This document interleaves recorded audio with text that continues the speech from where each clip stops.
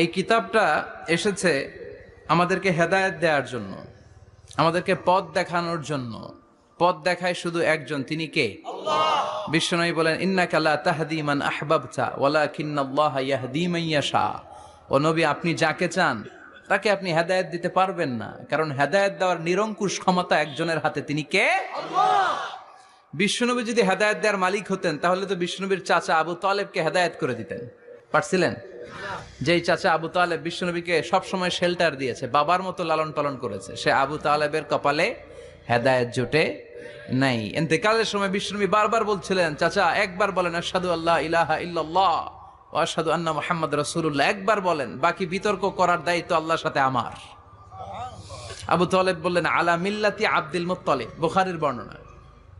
উনি বললেন, আমি আব্দুল মুত্তালিবের শিরকি ধর্মের উপর আমার জীবন ত্যাগ করে শেষ নিঃশ্বাসটা ত্যাগ করলাম। বিশ্বনবী হেদায়েত করে দিতে পারে নাই। বিসমিল্লাহির রহমানির রহিম। যে আয়াতে কারিমা তেলাওয়াত করছিলাম, শোনার ইচ্ছা আছে সবাই? মাশাআল্লাহ। ওয়ালাউ শাআ রাব্বুকা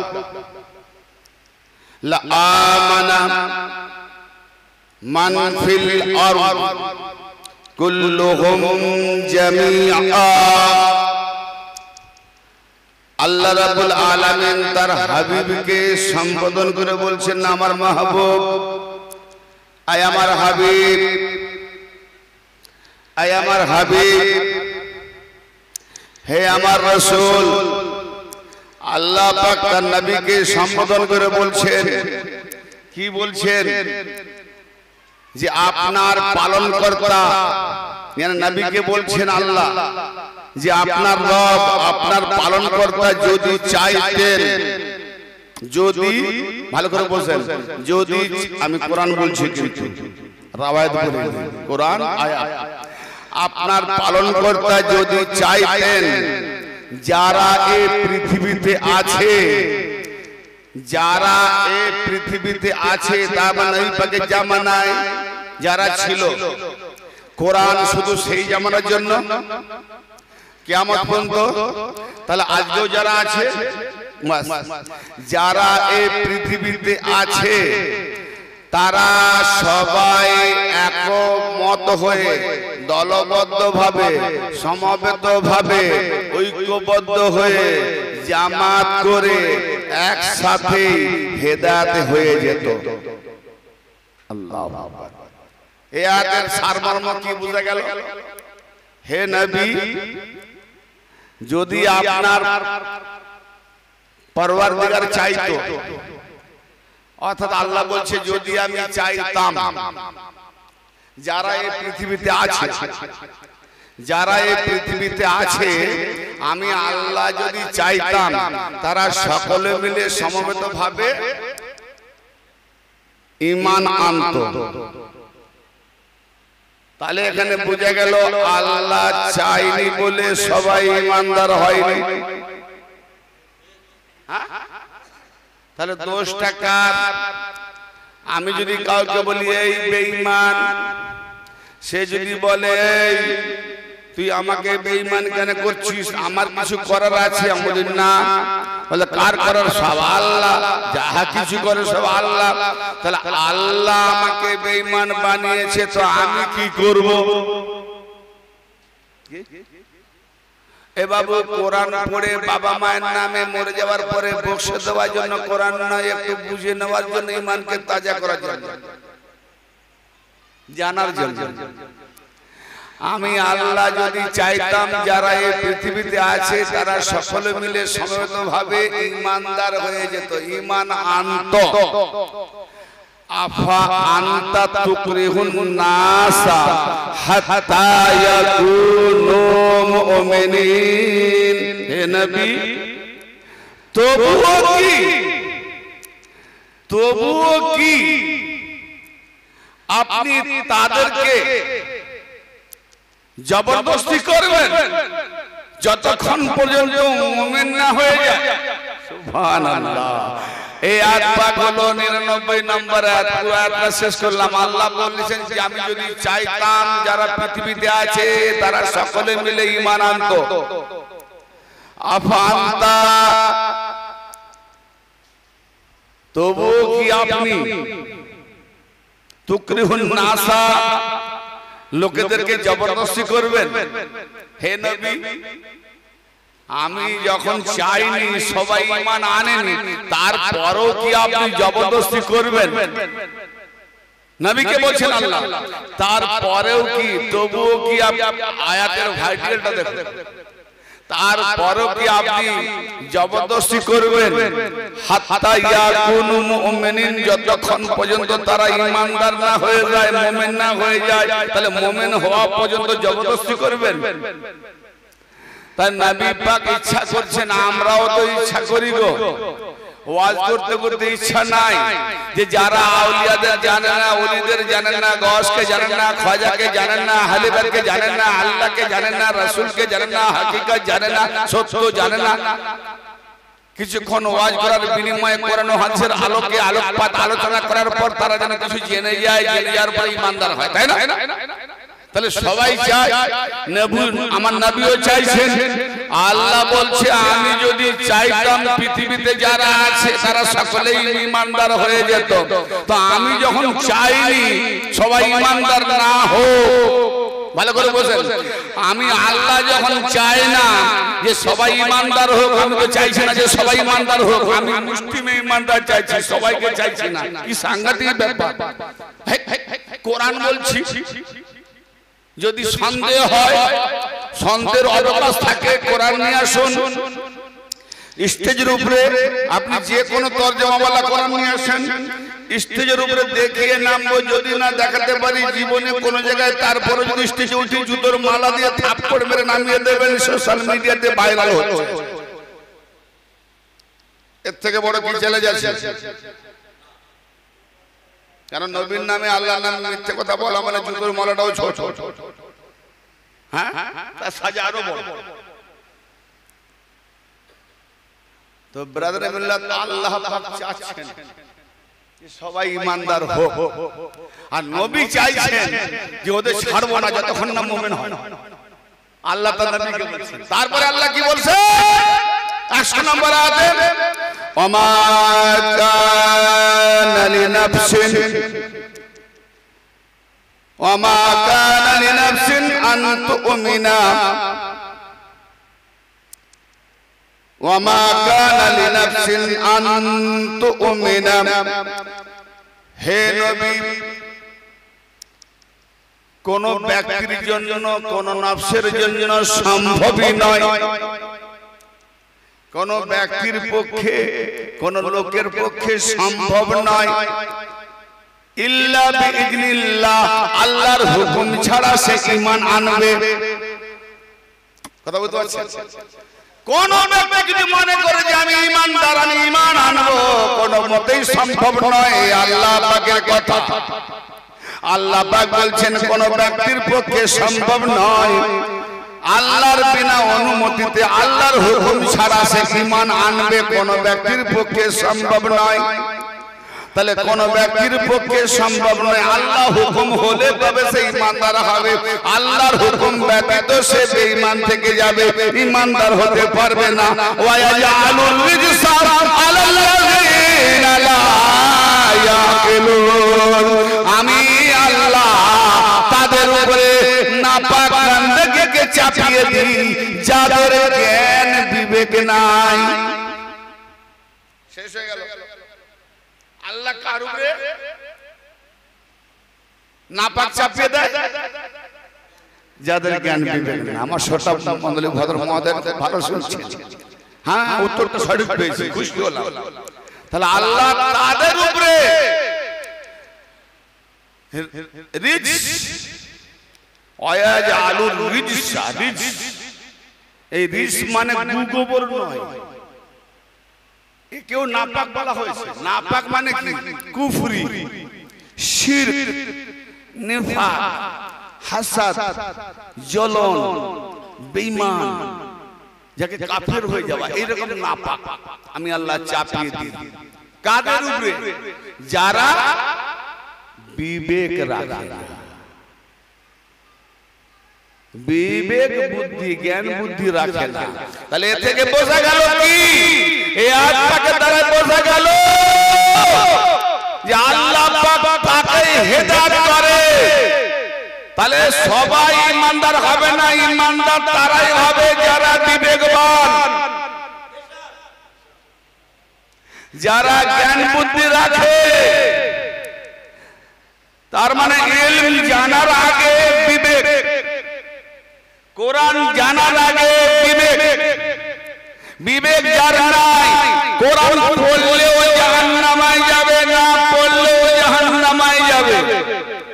বিবেক যার নাই, ওই টুপি হুব্বা জুব্বা আর খেল্লা সব সাজানো সার্কাসীয় নাটক। জি, এখানে আল্লাহ পাক একটাই জিনিস মেন ফুটালেন, বিবেক বুদ্ধি যাদের নাই তাদের উপরে আমি নাপাক চাপিয়ে দিই। তার মানে যারা বেঈমান তারা নাপাক। তার মানে বিবেক বুদ্ধি যার নাই তার উপরে আল্লাহর হুকুম হয়নি। যার বিবেক বুদ্ধি নাই সে ঈমান আনতে পারে না। তাহলে বিবেক বুদ্ধি যারা আছে সেই ঈমান আনবে। আর আল্লাহ তখন হুকুম দিয়ে তুমি বিবেক বুদ্ধি দিয়ে, তাহলে বিবেক বুদ্ধির কাজ কি? বিবেক বুদ্ধি দিয়ে দেখতে হবে এটা ঠিক না এটা বেঠিক, এটা হক না এটা না হক, এটা শিরক না এটা কুফরি, এটা ঈমান না এটা মুনাফিকি। বিবেক বুদ্ধি দিয়ে দেখতে হবে যে আজকে আমরা বিবেক বুদ্ধি না লাগিয়ে কি করে ফতোয়া দিই, সেদিকেই ওস্তাদ। আমার দল বড় হবে সেদিকেই বাহাদুরি, আমি ওর দল থেকে ভাঙিয়ে 10টা বানাবো, আমার দোকান চলবে ভালো, এইদিকে বাহাদুরি। এইরকম বিবেকহীনরা আল্লাহ পাকের কাছে শুয়ার কুকুর থেকেও নিকৃষ্ট। কোরআন পাকে সূরা আল আরাফের 179 নম্বর আয়াত পড়ে দেখো।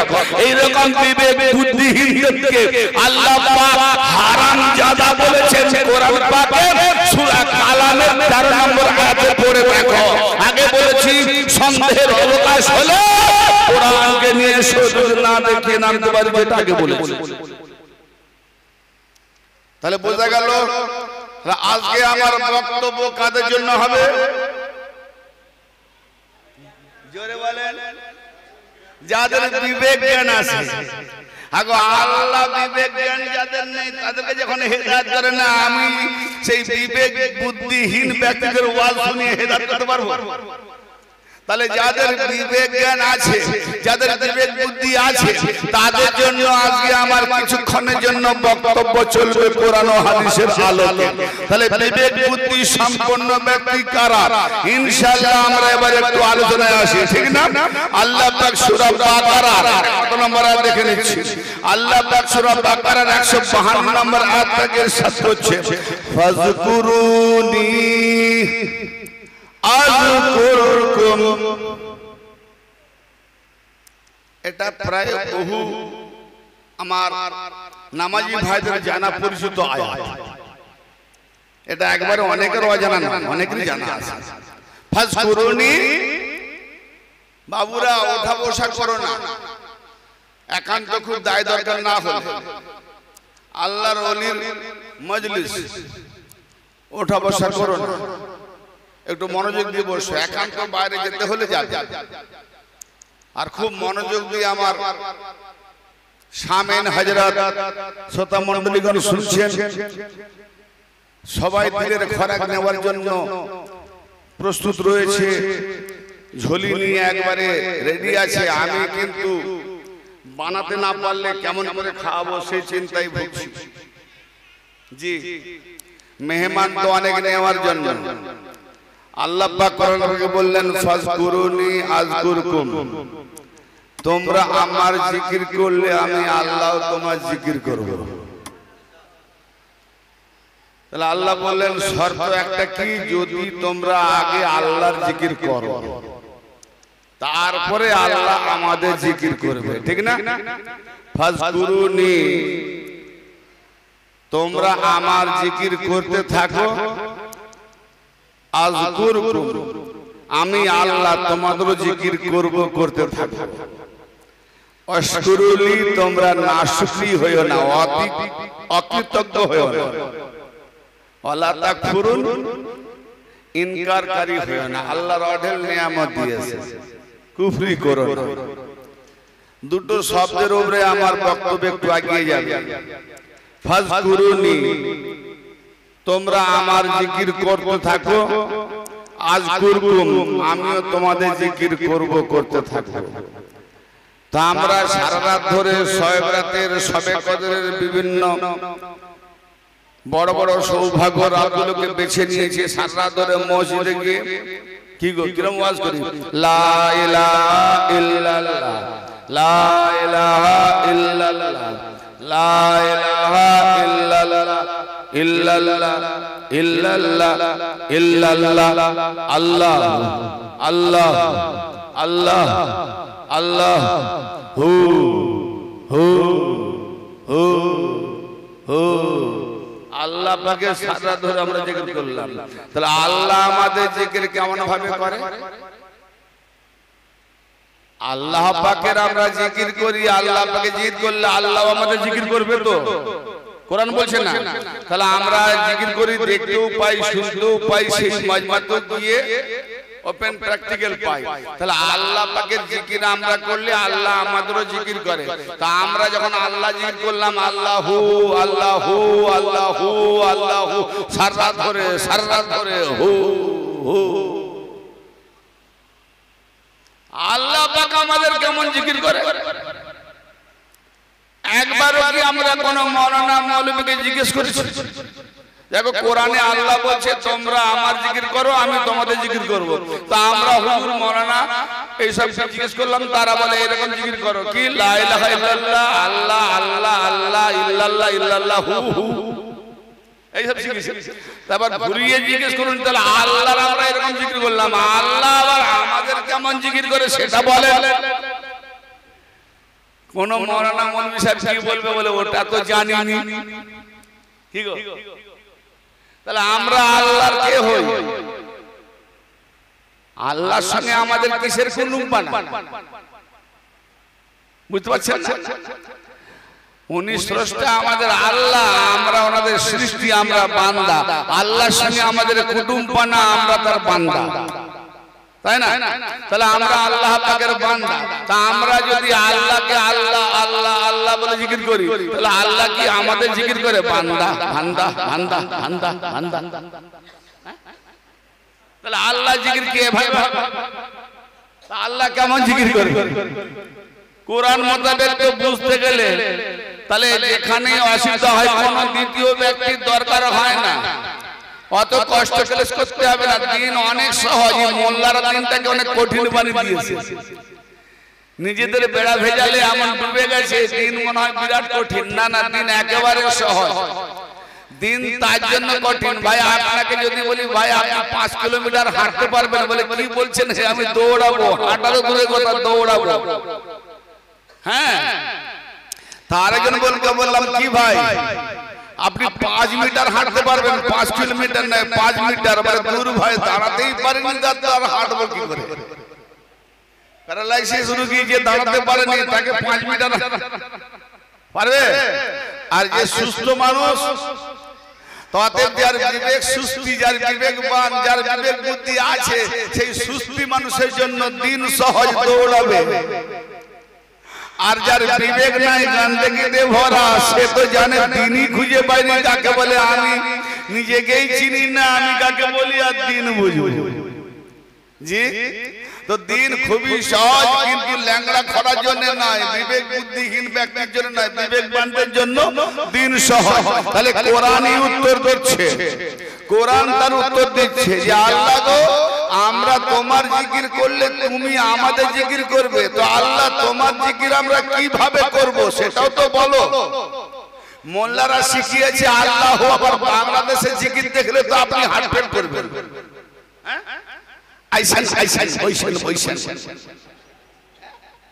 কি ভণ্ডামি শুরু হয়েছে! আইসেন আইসেন, আবার জিকির করতে করতে উপরে উঠে যায়, পাখা ধরে ঝুলে যায়। কি আজকাল ইউটিউব ফেসবুকে এসব দেখলে আমি কত হাসবো বলি, আল্লাহ এমন কথাগুলো তৈরি করেছে পৃথিবীর রঙ তামাশা দেখাতে।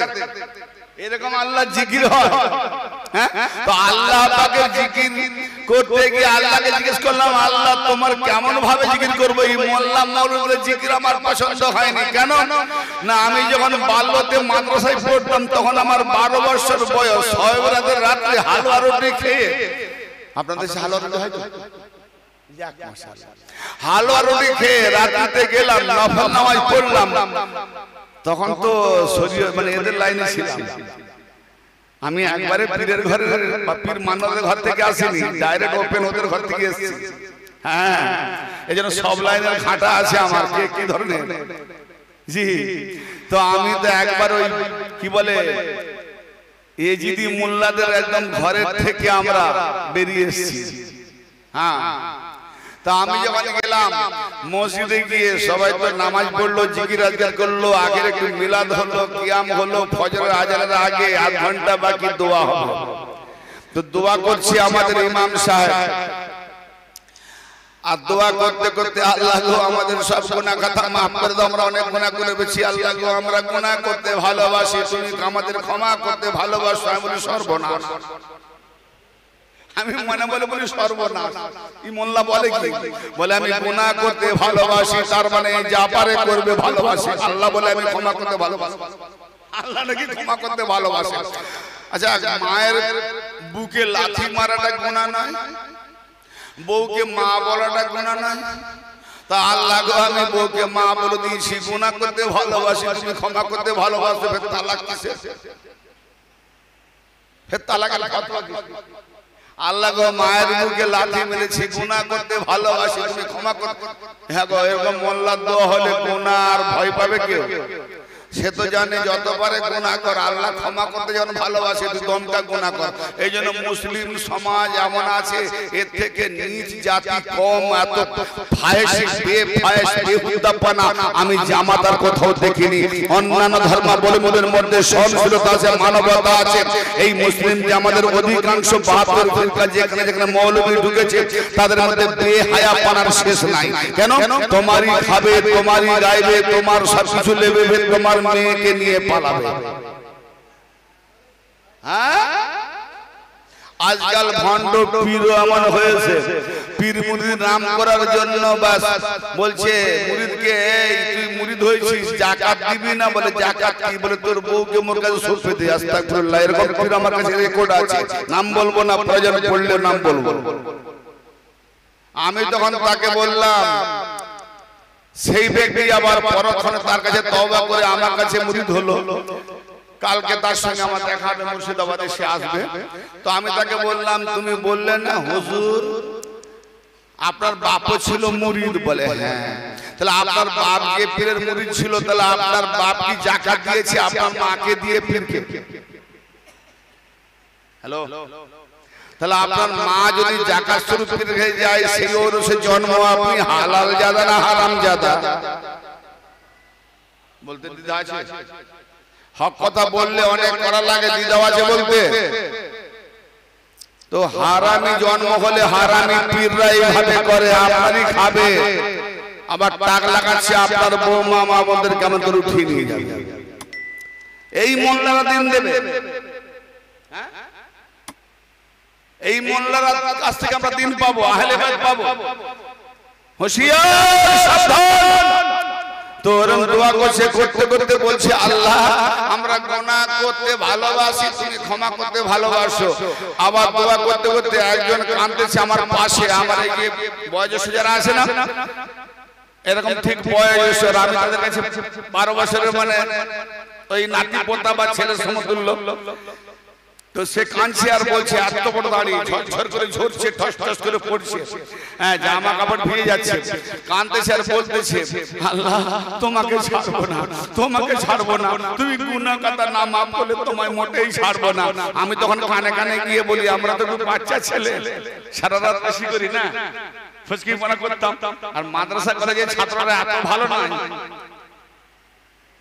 এটা জেনে রাখেন, এত ভদ্র নয়, সারা রাত ছাড়া থাকতে পারতো না, আনন্দ ফুটফুল্লাসে থাকতো। তা আমি তখন বললাম চাচার কানে কাছে মুখ দিয়ে, ও চাচা তুমি আল্লাহকে ধরেছো কবে? বলে কেন? তুই যে বলছো তোমাকে ছাড়বো না, তুমি তো আল্লাহকে ধরেছো, কবে ধরেছো? এ ছাড়বে না, কোথায় রেখেছো? ছাড়বে না, কোন জায়গায় লুকিয়ে রেখেছো? চুপ চুপ চুপ চুপ এরকম করে বলতে আছে। কেমন কান্না রে, এই ঠসঠস ঝরছিল। বারে সত্যিকার তুমি পারো অভিনয় করতে। এই মাত্র মেয়েটাকে দেখলাম, হ্যাঁ প্রিন্টিং করছে, মেকআপ করছে, আর হেসে হেসে কথা বলছে, আর স্টেজে গিয়ে যা দৌড়ে গিয়ে না না করে অভিনয় করছে, ঝরঝর করে আঁসু ধরে যাচ্ছে। বলি এরা পারে, এখানে হাসলো, একটু ওখানে অভিনয় করতে আঁসু বেরিয়ে গেল। পারে চাচা, তুমি তো সেই মেকআপ ওয়ালা নন্দনকে বাজকে হারিয়ে দিলে। এরকম মোল্লাদের পাবেন, হ্যাঁ এমন ভাবে রসলো কাঁদবে, মনে হয় সত্যি প্রেমের কান্না কাঁদছে না। এসব দেখা আছে আমার অনেক দেখেছি। নওটঙ্কি বাজ মৌলবীদের মানে না, সব সার্কাসের নাটক শুরু করেছে। আল্লাহ পাক কোরআন বলে কিভাবে আল্লাহর জিকির করব।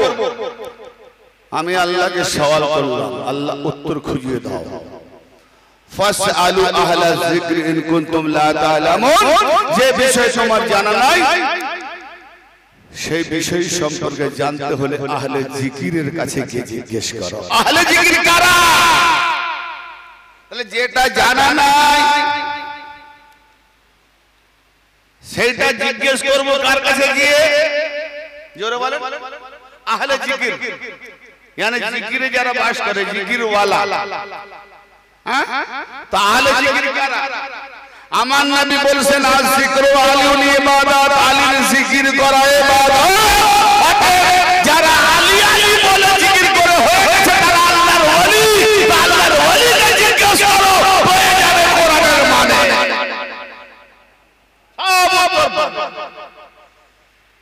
তা একদিন খুঁজতে খুঁজতে কোরআনের মধ্যে দেখতে পেলাম যে আয়াতটা বলে গেলাম, কত নম্বর আয়াত বলেছিলাম? 152 সূরা বাকারা। ওই সূরা বাকারা 200 নম্বর আয়াতে খুলে দেখুন আল্লাহ পাকের জিকির আমরা কেমন করে করব। ফাযকুরুল্লাহ ফাযকুরুল্লাহ কা যিকরু আবাকুম, ফাযকুরুল্লাহ ফাযকুরুল্লাহ কা যিকরিকুম আবাকুম। তোমরা আল্লাহ পাকের সেইভাবে জিকির করো যেভাবে তোমরা তোমাদের বাপ দাদাদের জিকির করে থাকো। জোরে বলে, আল্লাহ পাকের কিভাবে জিকির করব? আল্লাহ বলছেন, ভাই আমি আগে বলেছি কোরআনের আয়াত বলছি, কোন মোল্লার কথা বলিনি। আজকে আমরা আল্লাহু আল্লাহু আইসান আইসান হুয়া হুয়া এসব জিকির কোথা থেকে দলিল আছে? কোন দলিল নেই, মোল্লাদের বানানো। কিন্তু আল্লাহ জিকির কেমন ভাবে করব আল্লাহ নিজেই তার কোরআনের সওয়ালের উত্তর দিচ্ছে, প্রশ্নের উত্তর দিচ্ছে। কি যে ফাযকুরুল্লাহ কা যিকরিকুম আবাকুম, তোমরা আল্লাহ পাকের সেইভাবে জিকির করো যেভাবে তোমাদের বাপ দাদাদের জিকির করে থাকো। তা আমরা আমাদের বাপ দাদাদের কেমন করে জিকির করি গো? দাদা দাদা দাদা দাদা দাদা আব্বা আব্বা আব্বা এভাবে মারবে এমন জুতোর বাড়ি না। আব্বার সঙ্গে ঠাট্টা, কেউ আব্বার কাছে গিয়ে এরকম জিকির করি, আব্বা আব্বা আব্বা আব্বা আব্বা। কি করবে? ফুল দিয়ে পুজো করবে? বলে এমনি হাতে মারতাম, আজ আর হাতে হবে না, জুতো বা ঝাঁটা ধরবে দিয়ে দেবে। ঠিক না বেটি? তাহলে আল্লাহ বলছেন তোমাদের বাপ দাদাদের যেভাবে জিকির করো তোমরা আল্লাহ পাকের সেইভাবে জিকির করো। আমাদের বাপ দাদা জিকির কেমন করে করি? জিকির মানে কি? জিকির মানে আলোচনা, জিকির মানে নসিহত, জিকির মানে কথোপকথন, জিকির মানে স্মরণ। কি বুঝতে পারলেন? তাহলে আমাদের বাপ দাদা জিকির করি কিরকম জিকির? তাহলে বাপ দাদা এখানে বোঝা গেল পরিষ্কার কোরআন দ্বারা, যে মোল্লা বলে আল্লাহ ছাড়া গায়রুল্লাহ জিকির করা হারাম, আল্লাহ ছাড়া গায়রুল্লাহ জিকির শিরক, আল্লাহ ছাড়া কোনো ওলির জিকির চলবে না, আল্লাহ ছাড়া কোনো ওলির মজলিস চলবে না, আল্লাহ ছাড়া কোনো অন্য কারো চলবে না। তাহলে এখানে কোরআন বলছে যে তোমরা আল্লাহ পাকের সেইভাবে জিকির করো যেভাবে তোমরা তোমাদের বাপ দাদাদের জিকির করো। তাহলে কোরআন থেকে প্রমাণ হলো যে বাপ দাদাদের জিকির করাটাও কোরআন মোতাবেক ইবাদত। জোরে বলেন। তাহলে বাপ দাদাদের জিকির করাটাও ইবাদত। আল্লাহর জিকিরের সাথে সাথে বাপ দাদাদের জিকিরকে এক তুলনা করলেন যে আমার জিকির সেইভাবে করো তোমরা তোমাদের বাপ দাদা যেভাবে জিকির করো। তাহলে বাপ দাদা জিকির করা ইবাদত। যদি ইবাদত না হতো তাহলে তাদের সঙ্গে সম্মিলিত ভাবে বলতে কেন যে ওদের মতো আমারও কেন বললেন? তাহলে বাপ দাদাদের আমরা জিকির কিভাবে করি ভাই? কিভাবে করি? আমার বাপ বড় বখিল, আমার বাপ বড় কৃপণ, আমার বাপ বড় চোর, আমার বাপ বড় লাফাঙ্গা, আমার বাপ বড় লুচ্চা, আমার বাপ বড় ডেরুক, আমার বাপ বড় ভয়াতুর, দুশ্মনকে দেখলে ময়দান ছেড়ে পালায়। এই জিকির না, ফজিলতের জিকির করতে বলা হয়েছে, সুনামের জিকির করতে বলা হয়েছে। হ্যাঁ, তো বাবা জিকির আমরা কেমন ভাবে করি? যে আমার বাপ বড় বাহাদুর ছিল, আমার বাপ বড় সাহসী ছিল, আমার বাপ কাউকে ভয় করত না, আমার বাপ ময়দানে গেলে শত্রু পক্ষকে নিধন না করে আসতো না, আমার বাপ বড় দাতা ছিল, আমার বাপ বড় সাথী ছিল, আমার বাপ বড় নামিদামি লোক ছিল। কি কি আমরা বাপ দাদা জিকির এভাবে করি না? হ্যাঁ না বলছেন না?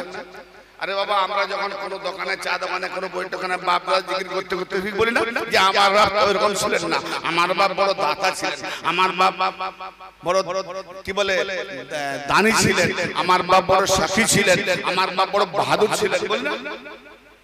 তার মানে আমাদের বাপ দাদার যেখানে ফজিলত, সেই ফজিলতের জিকির করতে বলা হয়েছে, সম্মানীয় কথাবার্তা জিকির করতে বলা হয়েছে, সম্মানীয় ব্যবহারজনকের আমলে জিকির করতে বলা হয়েছে। ওই বাপ দাদা কাপুরুষের মতো পালাতো, গালিগুলোজ করতো, ইয়ানে গোনা বা খারাপি জিকির করতে বলা হয়নি। তাহলে বোঝা গেল যাদের যাদের উপরে আল্লাহ পাক ফজিলত দিয়েছে, যাদেরকে আল্লাহ রহম করম করে বড় কি বলে হাসিন বানিয়েছেন, আল্লাহ পাক হাদি বানিয়েছেন, আল্লাহ পাক ফজিলত ওয়ালা বানিয়েছেন, আল্লাহ পাক রহমত ওয়ালা বানিয়েছেন, আল্লাহ পাক নিয়ামত ওয়ালা বানিয়েছেন, তাদের জিকির করা কোরআন মোতাবেক ইবাদত। জোরে বলে। কথা বুঝতে পারছেন না? পারেননি? হ্যাঁ, তাহলে বোঝা গেল আল্লাহ ছাড়া। আচ্ছা, আমার বাপ দাদা কি বেগুনা? গুনাহগার? মাসুম তো নয়, বেগুনা না গুনাহ? গুনাহগার, বেগুনা। কার বাপ আছে গুনাহ করেনি? হ্যাঁ, একমাত্র আহলে বায়াতের গোলামি যারা ওলি হয়েছে, তাছাড়া সবাই গুনাহগার। কি গুনাহগার বলেই তো বলেন হুজুর একটু দোয়া করবেন, হুজুর একটু দোয়া করবেন, বলেন। তো ভাইরা আমার বাপ দাদা গুনাহগার, তা সত্ত্বেও যদি তাদের ফজিলত থাকে, বাহাদুরি কিছু থাকে, তাদের জিকির করা এইভাবে, ঠিক সেইভাবে আল্লাহরও জিকির করো। তাহলে আল্লাহ জিকির কি হবে? আল্লাহর কি ফজিলত আছে বলুন? আমার বাপ ময়দানে গিয়ে বীর বাহাদুর ক্রমে যুদ্ধ করেছে, আল্লাহ কোথায় গিয়ে যুদ্ধ করেছে? আরে 300 বছর কাবা বাইতুল্লাহতে মদের ঘাটতিখানা চলতো, কার ঘর ছিল ওটা? আমার কথা বুঝতে পারছেন না? কাবা বাইতুল্লাহ গো হারাম শরীফ কত বছর ছিল? ইতিহাস তো মনে হয় পড়েননি, কোনো ওয়াজও কি শুনেননি না? এগুলো বলেননি। কাবা বাইতুল্লাহর ভেতরে 360টা মূর্তি ছিল। আচ্ছা, মদের ভাট্টিখানা চলছিল, আগলামাজি চলছিল, ব্যভিচার চলছিল, তাসা জুয়া পাশা চলছিল, হারামি যত কাজ চলছিল। ঘরটা কার? আল্লাহ আল্লাহ পাক না না পাক আর তার ঘর কি অবস্থা কি অবস্থা আমি বড় নামাজি বড় রোজাদার বড় পরেশগার বড় টুপিধারী বড় জুব্বাধারী তসবিহধারী আলখেল্লাধারী মাওলানা মুফতি মুহাদ্দিস বড় ওয়াজিব আর আমার ঘরে যদি আপনারা গিয়ে দেখেন গু গোবরে ভর্তি আমাকে আর ভালোবাসবেন বলে মৌলানা সাহেব তো কি পাক পবিত্র দেখায় তার ঘরে কেন তো না পাক তাহলে আল্লাহ যখন পাক তা আল্লাহর ঘর কেন না পাক তো যার ঘর আমি হয়তো বললাম ভাই আমার ঘরে গোবর যারা ফেলে দিয়ে যায় তারা ঢাকা সৈন্য সোলজার আমি সাফাই করলে আমাদের ফ্যামিলিকে মার্ডার করে দেবে তার জন্য ভয়ে ওই যা করছে করুক আমরা সাফাই করিনি সেখানেও মানা যাবে যে মৌলানা সাহেবের কেউ নাই হুজুরের কেউ নাই ডক্টর সাহেবের কেউ নাই ইমতাজ সাহেবের কেউ নাই তাই ওদের সঙ্গে লড়াই পারবে না মেনে নিচ্ছে কিন্তু আল্লাহ পাক তার বান্দাকে সৃষ্টি করেছে যারা তার ঘরকে নাপাক করেছে আল্লাহ কি আমার মতো কমজোর তাদের সঙ্গে আল্লাহ কি পেরে ওঠে না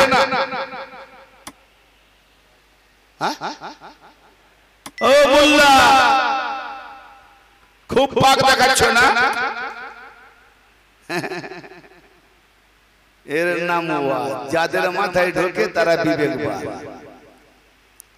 চিন্তা করে আরে মৌলভী তুমি নাকি বলছো ইসলাম খাতরা তুমি তোমার আল্লাহকে বাঁচাও না দেখি আগে আল্লাহ খাতরায় পড়ে গেছে তার বানানো ঘর আল্লাহর ঘর তার ঘরে নাপাক বান্দারা দুষ্টু বান্দারা বেহুদা বান্দারা তারা কি আগলামবাজি ব্যভিচারী মদের ভাটিখানা ৩০০টা মূর্তি আর আল্লাহর কোনো ক্ষমতাই নাই মোল্লা বলে আল্লাহ কি না পারে যে ওলির দরবারে যেতে হয় আমি আল্লাহ যেটা পারেনি বলেই তো ওলিকে পাঠিয়ে ওলির দ্বারাই করিয়েছে বলে আল্লাহ কি না পারে আর তুমি বলো আল্লাহ কি পারে বলে আল্লাহ সব পারে আমি তোর মায়ের কাছে এসে তোকে জন্ম দিতে পারে হ্যালো কত বড় বেহুদা মোল্লা তার মানে নবীকে ওলিকে কতটা ছোট করছে এরা কিছু পারে না এরা দরকার নাই নবী দরকার নাই ওলি দরকার নাই তো তোমাকে জন্ম দিয়েছে কে বলে আল্লাহ নিজে এসে না কারু দ্বারাই বলে বাপের দ্বারাই তোকে জন্ম দিতে তোর বাপের দরকার হয় আমাকে হেদায়েত করতে তার ওলির দরকার হয় ঠিক না বেটি আমাদেরকে হেদায়েত দিতে ওলির দরকার হয় কথা বুঝতে পারছেন ভাই তো আমি আগে বলেছি না ভাই যে আমি যখন বক্তব্য শুরু করব আমি বলি না কে বলা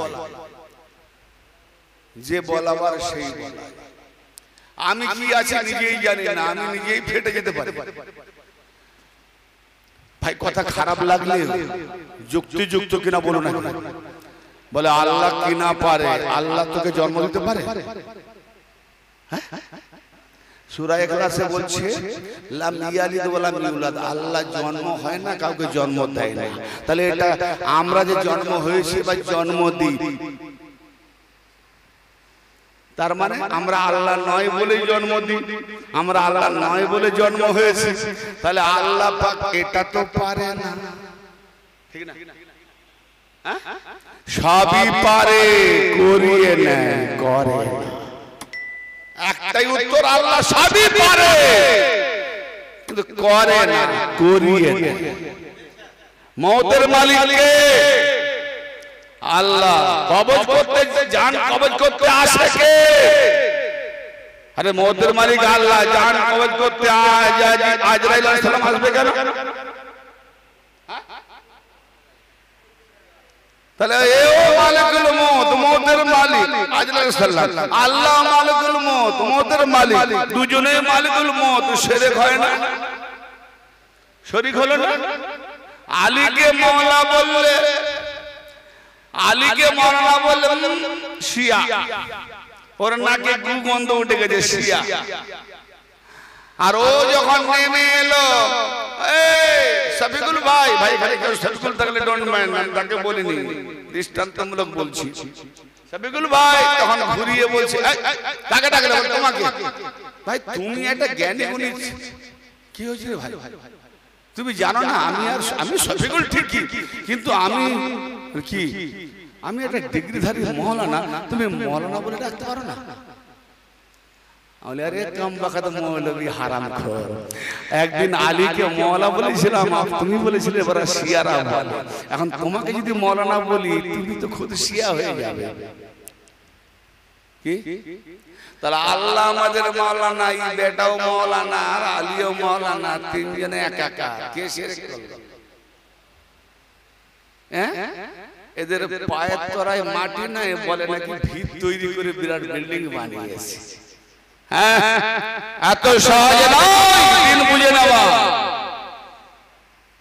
ব্রাদার মিল্লাত, আল্লাহ পাক কি বললেন যে তোমরা আল্লাহ পাকে সেইভাবে জিকির করো যেভাবে তোমাদের বাপ দাদাদের জিকির করো। তো আজকে বলো হযরত মুহাম্মদ আলতাফ শাহ কাদরি মাদ্দাজিল্লাহুল আলিয়া স্মরণ সভায় যে জিকির মজলিস হচ্ছে, এটা কার জিকির হচ্ছে? এটা আল্লাহরই জিকির হচ্ছে। কার জিকির হচ্ছে? আল্লাহ জিকির কিভাবে করব? আল্লাহ কোন ময়দানে গিয়েছে? আল্লাহ তার নিজের ঘর সামলাতে পারেনি, আখেরের নবী মুস্তাফার মাওলা আলীকে 300 বছর পরে পাঠিয়ে আল্লাহর ঘর পাক হলো। সুবহানাল্লাহ। তাহলে আল্লাহ পাকের সাধারণ জাহেরা ঘর বাইতুল্লাহকে পাক করার জন্য মুহাম্মাদের দরকার হলো, আল্লাহর দরকার হলো মুহাম্মদকে, আল্লাহর দরকার হলো আলীকে। তাহলে মুহাম্মদ আলী ছাড়া যদি আল্লাহর ঘর না পাক থেকে যায়, পাক না হয়, তো মোল্লা তো দিনের ঘরকে পাক করতে গেলে কাকে দিয়ে পাক করবি? আল্লাহ ইব্রাহিমের বানানো পাথরের ঘর, যাকে আল্লাহ বলেছে আমার ঘর, ওই ঘরকে আল্লাহ পাক করতে মুহাম্মদের দরকার হলো, আলীর দরকার হলো। তো তোমার আমার দিল ঘর আল্লাহ নিজে হাতে বানিয়েছে, এই ঘরকে পাক করতে গেলে আলী ওয়ালা ওলির দরকার হয়, আলীর দরকার হয়।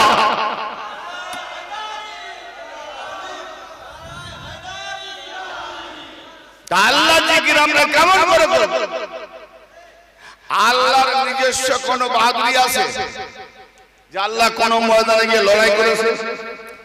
আল্লাহ পাক কোন ময়দানে খুব খেল তামাশা দেখিয়েছে? আল্লাহ কাউকে এত দান করেছে দেখেছে কোথাও যে আল্লাহ সে দিয়ে দিয়েছিল, খাইয়ে দিয়েছে, দিন খাসনি খা? কি গো, আমরা যেগুলো দেখেছি বাপ দাদাদের, ওগুলো আমরা জিকির করি। তা আল্লাহ এরকম দেখিনি। তাহলে আল্লাহ পাকের জিকির সেটাই। আল্লাহ পাক যাকে তার নিজের মাহবুব বানিয়েছে, আল্লাহ পাক যাকে নিজের ওলি বানিয়েছে, আল্লাহ পাক যাকে নিজের আহলে বাইত বানিয়েছে, তাদের জিকির করা মানে আল্লাহ বানিয়েছে না। তবে আল্লাহ বলছে আমি না বানালে তো হবে না, ওদের জিকির করো, এটাই হবে আল্লাহর জিকির। তা আজকে কার জিকির করছি?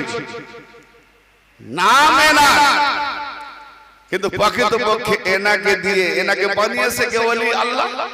তাহলে এই ওলি আল্লাহ জিকির করা মানে এখানে আল্লাহর জিকির হচ্ছে। হ্যাঁ, খারাপ লাগছে? ঠিক আছে তো, বুঝতে পারছেন তো? আর বাবা মা যদি বদকার হয়, বাপ দাদা যদি খারাপ হয়, তাদের জিকির করতে বলেছে নাকি? তাদের জিকির করা মানা কোরআনে আছে। সূরা মুজাদিলা পড়ে দেখুন, সূরা মুজাদিলা শেষের দিকের একটা আয়াত, লা তাজিদু কওমান ইউমিনুনা বিল্লাহি ওয়াল ইয়াউমিল আখির ইউওয়াদুনা মান হাদাল্লাহ ওয়া রাসূলুহু। হে নবী, হে নবী, হে আমার হাবিব, আপনি এরকম কম পাবেন না, এরকম লোকেদেরকে পাবেন না যে যারা আল্লাহ ও কিয়ামতের উপরে ঈমান রেখেছে, আল্লাহর উপরে ঈমান রেখেছে, আল্লাহ থেকে নিয়ে যেগুলো পাঠিয়েছে তাদেরকে নিয়ে শেষ পর্যন্ত কিয়ামতের উপরে ঈমান রেখেছে, তারা আল্লাহ ও তার রাসূলের যারা দুশমন তাদের সঙ্গে বন্ধুও করবে, দোস্তিও করবে, আবার বলবে ঈমানদার। অতএব সেই ঈমানদার হতে পারে না আল্লাহ ও তার রাসূলের বিরোধীদের সঙ্গে বন্ধুত্ব করবে, এরকম কম আপনি পাবেন না যারা প্রকৃত ঈমানদার। অতএব ঈমানদারের পরিচয় আল্লাহর দুশমনের সঙ্গে, রাসূলের দুশমনের সঙ্গে সে বন্ধুত্ব করতে পারে না, দোস্তি করতে পারে না। কি রকম আল্লাহর দুশমন, কি রকম রাসূলের দুশমন? আও আপনা আও আবাকুম আও আপনাকুম আও ইখওয়াতাকুম আও আশিরাতাকুম, হোক না তাদের বাপ দাদা, হোক না তাদের বাপ দাদা, হোক না তাদের ব্রাদার, হোক না তাদের ভাই ব্রাদার, হোক না তাদের কি বলে আও আপনাকুম, হোক না তাদের পুত্র সন্তান সন্ততি, হোক না তাদের সন্তান সন্ততি, হোক না তাদের জ্ঞাতি গোষ্ঠী। অর্থাৎ যদি আমার বাপ দাদাও হয়, আমার পুত্র সন্তান সন্ততিও হয়, আমার জ্ঞাতি গোষ্ঠীও হয়, আমার ভাই ব্রাদারও হয়, তারা যদি আল্লাহ ও তার রাসূলের সঙ্গে দুশমনি করে আর আমি তাদের সঙ্গে বন্ধুত্ব করব, এরকম ব্যক্তি আপনি পাবেন না। কারণ যারা প্রকৃত ঈমানদার, হোক তাদের বাপ, হোক তাদের পুত্র, হোক তাদের ভাই, হোক তাদের আপনজন, কিন্তু তারা আল্লাহ ও রাসূলের সঙ্গে যারা দুশমনি করে তাদের সঙ্গে ঈমানদাররা বন্ধুত্ব করতে পারে না। অতএব বোঝা গেল যে আমার বাপকে যদি কেউ কতল করে সে আলীওয়ালা হয়, সেই হবে আমার বন্ধু, সেই হবে আমার বন্ধু। আর যে আমার কি বলে আমার বাপ যদি কোনো আলীর দুশমনের বিরুদ্ধে উচ্চারণ করছে সে আমার শত্রু, তার মানে আমার বাপ আমার শত্রু। আলীর কারণে, নবীর কারণে এখানে আপনজনকে দেখা হয় না, অপরজনকে দেখা হয় না। আল্লাহর ঈমানদার দাবি করতে গেলে কোথায়? নূহ নবীর বিবি সে কাফেরা, জাহান্নামে গেল। লূত নবীর বিবি সে কাফেরা, জাহান্নামে গেল। আবার কাফেরের বিবি ফেরাউন, আসিয়া সে জান্নাতে গেল। নূহ নবীর ছেলে কেনান, আদম নবীর ছেলে কাবিল জাহান্নামে গেল। আবার কাফেরের বেটা আলীওয়ালা জান্নাতে গেল। এখানে আপনজনকে ঈমানের পরিচয় একটা, যে আল্লাহ তার রাসূল কিয়ামতের উপরে যারা ঈমান রাখে তারা তাদের যতই আপনজন হোক, এই আপনজন যদি আল্লাহ রাসূলের দুশমনি করে, ঈমানদাররা তাদেরকে বন্ধুত্ব করবে না, ঈমানদাররা তাদের থেকে দূরে থেকে যাবে। এখন একটা কথা এখানে আসছে, আমার এই সূরা মুজাদালার আয়াতটাকে যে আমি মানেটা করলাম, একটু তাফসীর করলাম, ভাষাটা বুঝতে পেরেছেন তো আপনারা? মনে হয় না পারেন? তাহলে আরেকটু ভেঙে আলোচনা করুন। আমি যদি আল্লাহ ও রাসূলের দুশমন হই আর আপনি হলেন আল্লাহ ও রাসূল মাননেওয়ালা, আমি আপনার আপন ভাই আর আমি শয়তানি গোলামি করি, আল্লাহ রাসূলকে ভালোবাসি, আপনি আল্লাহ রাসূলকে ভালোবাসেন, ঈমান রেখেছেন, তো আপনি প্রকৃত ঈমানের আপনার পরিচয় আমি আপনার আপন ভাই হলে আপনি আমাকে দোস্তি বানাবেন না। আল্লাহ যে রাসূলের যে দুশমন, আমি ঠিক সেইভাবে আপনার কাছেও সেই রকম দুশমন। কি বললাম এবার বোঝা গেল? তার মানে যারা ঈমানদার তারা আল্লাহ ও রাসূলের যারা বিরোধী, আল্লাহ রাসূলের যারা দুশমন, ঈমানদাররা সেই দুশমনদের সঙ্গে বন্ধুত্ব করে না। এবার বোঝা গেল না? পারেননি সকলে ভাই? পেরেছেন? কেন একটা বড় ভাইটাল কোথায় যাচ্ছি আমি আজকে, যদিও ওই মওজুদে যাচ্ছি না, ওই টপিকে যাব না, তবে একটা কথা এই আয়াতের পরিপ্রেক্ষিতে না বললেও নয়, বিভিন্ন কিতাবে লেখা হয়েছে কাঠমোল্লা মৌলবী 72 ফিরকার জাহান্নামী কুকুরের মতো মৌলবীরা গাল দিয়ে বলছে। কারণ জাহান্নামায় যারা যাবে তারা মুহাম্মদী সুরতে যাবে না, কুকুরের সুরতে যাবে। জি, কারণ মানুষ সুরতে মুহাম্মদী সুরত, এই সুরত জাহান্নামায় যাওয়া মানে মুহাম্মদের অপমান, ঠিক না? যারা তরিকার লোক তারা খুব ভালো করে বুঝেন। হ্যাঁ, তো এখানে একটা কথা আমি বলতে চাই যে যারা আল্লাহ ও তার রাসূলের দুশমন আর যারা আল্লাহ ও কিয়ামতের উপরে ঈমান এনেছে, দুটো দিক না? তাহলে যারা ঈমানদার আল্লাহর দুশমনদের সঙ্গে বন্ধুত্ব করতে পারে না। আল্লাহ বলছেন কখনো হতে পারে না, হতেই পারে না, সম্ভব নয়। ঈমান দাবি করবে আবার আল্লাহ ও রাসূলের দুশমনের সঙ্গে বন্ধুত্ব করবে, হতেই পারে না। যারা যারা হযরত আবু তালেব আলাইহিস সালাম সম্পর্কে কিতাব লিখেছে আবু তালেব কাফের, ও জাহান্নামের আনেওয়ালা মোল্লা দল, জবাব দাও টপিকের উপরে। আফসোস আমার একটা টপিক পেয়েছেন নবী পাকের 4 বেটি পাননি, সাবস্টেন্স করলে পেয়ে যাবেন যখন সেখানে জবাব দিয়েছি বিশ্বের কোন মোল্লা এখনো জবাব দিতে পারে খালি 4 বেটি। আমরা বলি 1 বেটি আর 4 বেটি। আমরা কোরআন থেকে এবং মানতিক ইতিহাস থেকে আমি আচ্ছা খুশি ঠুকে দিয়েছি, কোন পৃথিবীর মোল্লার হিম্মত নেই 4 বেটি প্রমাণ করে দেবে। ও মওজু আজকে নয়, আমার চ্যানেলে শামসুল আউলিয়া সারা বিশ্বে ভাইরাল হচ্ছে এবং আমার ওয়াজ এই পাবলিকদের বিরুদ্ধে নয়, পাবলিককে চালনাকারী মোল্লাদের বিরুদ্ধে। প্রত্যেকটা টপিক শুনছেন আজকেও যেখানে যাব, কারণ পাবলিকরা সাধারণ মানুষ, তারা কি জানে? অডিয়েন্স আপনারা যারা আছেন সাধারণ মানুষ কি জানেন? কিন্তু আমরা মোল্লারা এমন ভাবে তাদেরকে ভাওতাবাজি দিয়ে জান্নাতের লোভ, হুরের লোভ, গেদমানের লোভ, এত খাবো অত খাবো, 80 বছরের বুড়ো সেও লোভে লোভে মরছে, ওরে নামাজ পড়ে জান্নাতে যাবি। তার 25 বছরের বেটা সেও পিছনে বলছে নামাজ পড়ে জান্নাতে যাবি। বাপও সেক্সিবাজ, বেটাও সেক্সিবাজ, হুরের লোভে নামাজ পড়ছে, হুরের সঙ্গে আয়াসি করবে।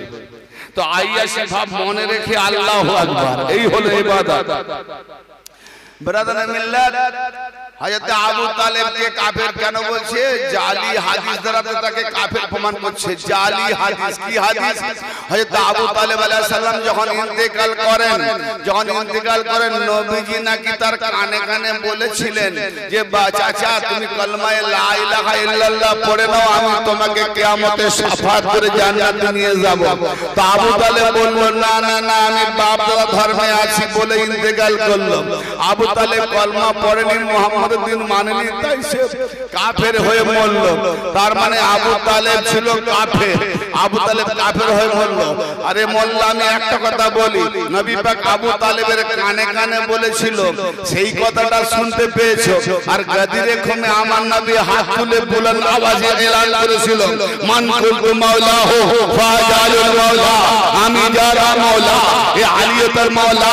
এইটা তুমি শুনতে পাওনি, ওই কানে কানেটা শুনতে পেয়েছো? ওরে কাঠমোল্লার দল, জাহান্নামের কুত্তা, দুশমনি করার একটা সীমা আছে।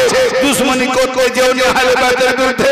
এখন বল, আল্লাহ ও তার রাসূলের যারা দুশমন, তার সঙ্গে যারা বন্ধুত্ব করতেই পারে না, তাহলে আমার নবী সারাটা জীবন যাকে বলছো কাফের, সেই আবু তালেবকে সারাটা জীবন বন্ধুর রূপে মেনে নিয়েছে, তার কাছে সাহায্য নিয়েছে, তার পেয়েছে, তার লালিত পালিত হয়ে আবু তালেবের কাছে বড় হয়েছে, আবু তালেবকে বন্ধু বানিয়েছে। এখন আবার কোরআন থেকে হাত উঠাও আর নালে কোরআন নবীর ঈমান বাঁচাও।